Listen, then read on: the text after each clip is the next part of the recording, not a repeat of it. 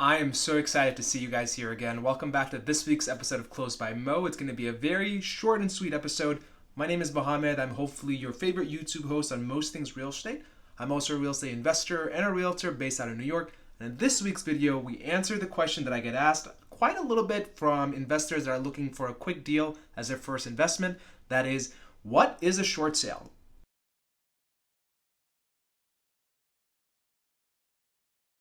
Now, in a nutshell, a short sale is when the original note holder or mortgage holder or lender or bank, whatever you want to call it, is willing to accept a payoff amount on that property which is lower than the actual value of the home and the payoff balance of that property.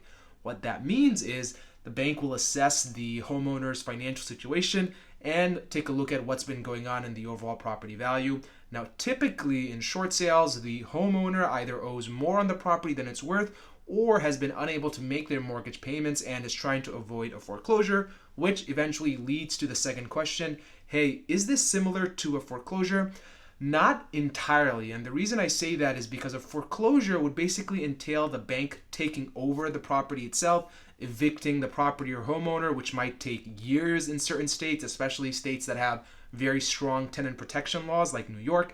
And then the bank is going to try and sell the property on the market to recover at least some, if not all, of its costs. A foreclosure also typically will damage the credit of the original homeowner compared to when you go through a short sale process. The difference here between a short sale and a foreclosure is that in a short sale, the bank agrees to the fact that it won't recover all of its costs. So it's basically just saying, okay, we're going to write off a certain portion of this loss as is. There's nothing we can do about it. The homeowner, on the other hand, does not walk away with any money, as a matter of fact. The advantage for the homeowner in this particular scenario is that they don't owe any more mortgage payments or any payments on the property.